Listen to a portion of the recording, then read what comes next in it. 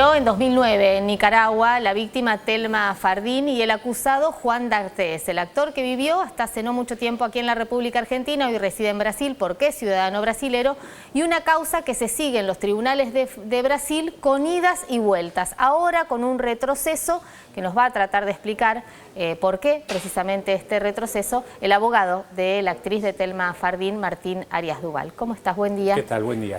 ¿Qué es lo que pasó? ¿En qué instancia está la causa contra Juan D'Artés hoy? Bueno, lo que pasó fue lo siguiente. En el mes de abril del año pasado, cuando el juez federal que está interviniendo en el caso admite la presentación del fiscal y fija la fecha de iniciación del juicio, hace un análisis sobre su competencia para intervenir. Sí. Esa resolución fue notificada a la defensa de D'Artés, que la consintió.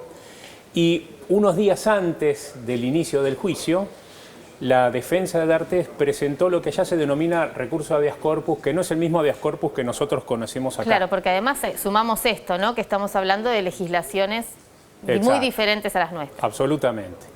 Y a través de ese recurso de habeas corpus, que es un proceso, digamos, casi autónomo, que se tramita ante el tribunal de alzada del juzgado que está interviniendo, lo que vendría a ser aquí en la Argentina la Cámara, discutió la cuestión de la competencia y en un voto dividido, dos jueces votaron en un sentido y el tercer juez votó por confirmar la competencia federal.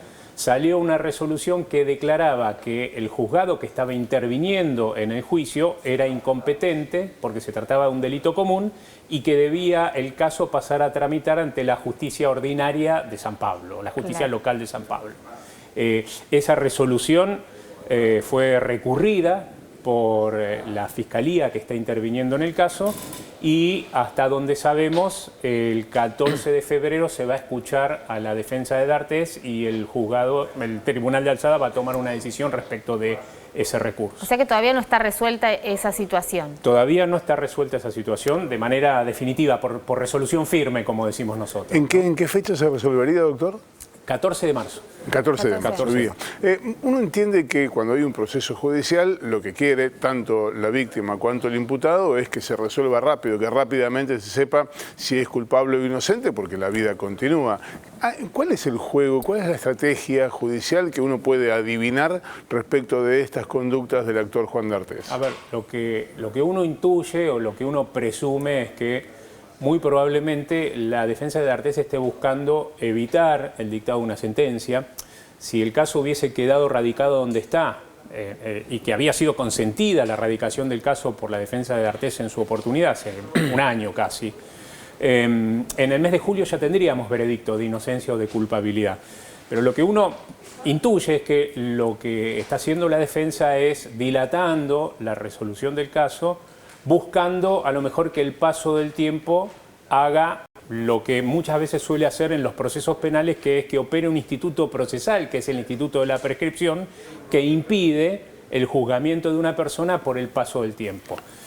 En Argentina nosotros tenemos, esto de la prescripción funciona, y nosotros tenemos lo que se llama la prescripción en abstracto, o sea, para considerar el tiempo de prescripción tenemos en cuenta el máximo del delito del que se trate. En este caso sería de 12 años, por la ley brasilera, sí, contados a partir de que Thelma cumplió la mayoría de edad, porque no nos olvidemos que el hecho ocurre cuando ella era menor de edad, tenía 16 años.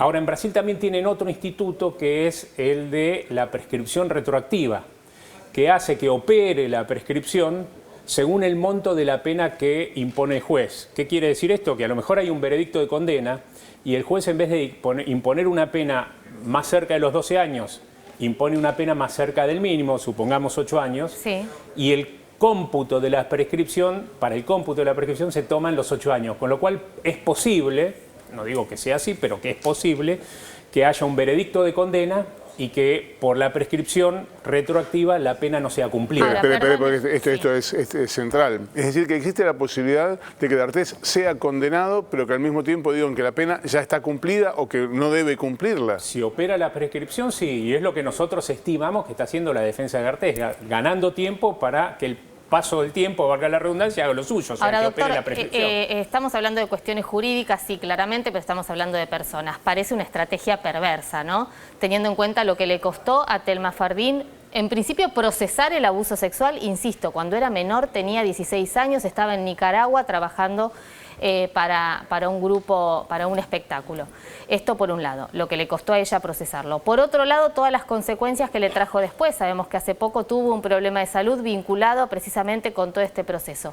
Las idas y vueltas en el tema judicial y además ahora hasta la posibilidad de que tenga que volver a revivir todo lo que pasó cuando tenía 16 años en Nicaragua, porque podría hasta tener que volver a declarar. Es una posibilidad también. Y sí, es perverso. Los sistemas de administración de justicia suelen ser perversos en este tipo de casos. Suelen tratar a la víctima como victimarios, suelen, claro, lo que decimos nosotros, revictimizarla. O sea, para la víctima de un delito, de cualquier delito, pero más de un delito de esta naturaleza, el tener que revivir contando lo que le sucedió permanentemente le causa un daño terrible y es una revictimización permanente. O sea, vuelve a vivir ese hecho traumático que tanto daño le hizo, ¿no es cierto? Ese hecho y todo lo que vino después, ¿no? Porque realmente, claro, que la vida cambió de Thelma Fardín a partir de este hecho. Exactamente, incluso en su momento hasta dificultad para conseguir trabajo ha tenido, porque también, a ver, nuestra sociedad necesita madurar bastante. Nosotros hemos madurado, pero no lo suficiente. Y cuando nosotros vemos que una mujer, por ejemplo, denuncia un robo, el robo de un automóvil, se investiga al autor del robo del automóvil. Exacto. Y la mujer no es puesta bajo sospecha. Ahora, cuando una mujer denuncia un abuso sexual, la que es puesta bajo sospecha es la denunciante, es la víctima. Y entonces se la somete a la víctima no solo a tener que relatar una y otra vez ese abuso sexual, sino que también se la somete a un montón de pericias para ver si es fabuladora, si tiene algún desvío de la personalidad, si tiene algún interés oculto en denunciar. ¿Cuál va a ser el interés oculto de una víctima de cualquier delito de denunciarlo? Y más de un delito de índole sexual, ¿no es cierto? Sí, también las estrategias de las defensas, ¿no? Muchas veces generan estas condiciones. Sí, a ver, yo recuerdo que desde el primer momento D'Artés había dicho que iba a someterse a la justicia nicaragüense, después decidió no entregarse a las autoridades nicaragüenses y viajar a Brasil, porque sabía que en Brasil, por su condición de brasilero, no iba a ser extraditado. Sí, y uno dice, no está prófugo en términos legales, pero bueno, en términos, si se quiere, éticos, sí está prófugo. Sí, en términos legales está prófugo, o sea, él en Brasil puede caminar libremente porque por la Constitución brasilera Brasil no entrega a sus nacionales, pero él todavía no fue juzgado ni en Brasil ni en ningún otro lugar del mundo. Entonces, claro, si él llegara a salir del territorio brasileño, él tiene una orden de captura internacional vigente y lo que va a suceder es que lo van a detener cumpliendo esa orden de captura y que muy probablemente lo van a extraditar a Nicaragua para ser juzgado en Nicaragua. Eso en cualquiera de los países, salvo algunos países que son contados con los dedos de la mano, que no entregan a sus nacionales y en contrapartida los juzga en su territorio y con la ley de su país. O sea, D'Artés estaba siendo juzgado en Brasil con la ley brasilera. Claro. Doctor, si se diera este caso hipotético que usted mencionaba de que fuera condenado, pero al mismo tiempo la pena fuera considerada prescripta, esto es, que le dijeran a Thelma Fardín, tiene razón, pero marche preso. En el caso de que ocurriera esto, ¿D'Artés podría regresar a la Argentina, por ejemplo? En el caso de que ocurriera esto, probablemente sí. No automáticamente, pero sí habría que, digamos, informar a la justicia nicaragüense del dictado de una sentencia, claro, en territorio brasileño, que la justicia nicaragüense reconozca esta sentencia y por el principio de que nadie puede ser juzgado dos veces por el mismo hecho, muy probablemente se levante la orden de captura y entonces sí podría regresar. Y en esto me parece importante marcar también que no es la situación ideal, pero que Thelma no busca venganza.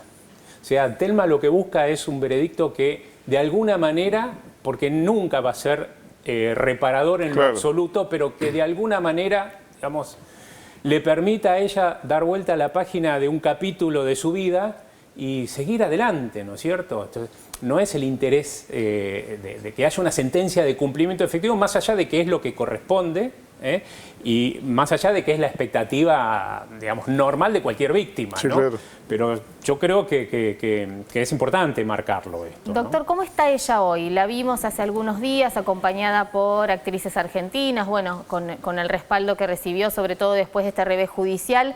También decidió avanzar con la causa en Brasil, tiene ahora una abogada, porque también hay que decir, esto de el hecho ocurrió en Nicaragua, la justicia argentina, ahora la justicia de Brasil. Al caso complejo le sumamos la complejidad judicial. Sí, a ver, ella está, digamos, muy fuerte y muy decidida a seguir adelante, pero lógicamente todo este tipo de situaciones, el tener que declarar, la declaración de incompetencia que abre un signo de pregunta enorme respecto a si va a tener que volver a contar el hecho, claro. Eso genera un estrés, ¿no es cierto? Y repercute en la vida de cada uno. Pero bueno, el acompañamiento que ha tenido y bueno, ahora la noticia de que se suma al equipo un estudio jurídico brasilero para poder intervenir en el caso en Brasil, porque hasta ahora Telma no tenía posibilidad ni recursos de tener abogados en Brasil. Claro.